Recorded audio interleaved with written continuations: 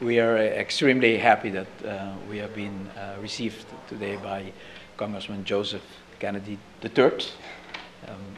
Extremely happy because not only is it great for the United States to see young public servants, but also coming from a family that have dedicated their life to public service, and the fact that the sentiment and the feeling of continued service for not only Massachusetts, but the United States as a whole, lives up in the Kennedy family is a great inspiration, I'm sure, for the United States, but also in all parts of the world. The Kennedy family name and the history and the commitment to supporting those more in need, and having always given also light of hope to people that sometimes feel abandoned and don't necessarily feel that they have a voice in this world, have always found in the Kennedy family and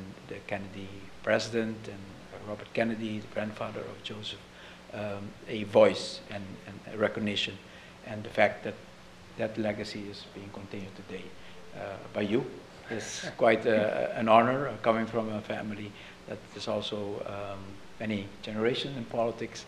I understand the feeling and I understand the conviction, and so very proud to follow your career and to be here with you today. Thank you. On behalf of the people of Aruba, a lot of success. Honored. Thank you. Honored.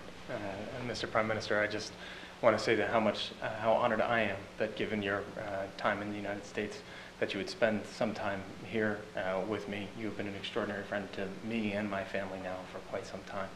And your words mean more to me than I think you probably recognize, given your own family's commitment to the people of Aruba now for generations, and your commitment to public service. What you hear from me and my family, and your friendship with my father, your friendship with my brother, is the United States stands ready to continue to be a good friend to Aruba and the Aruban people.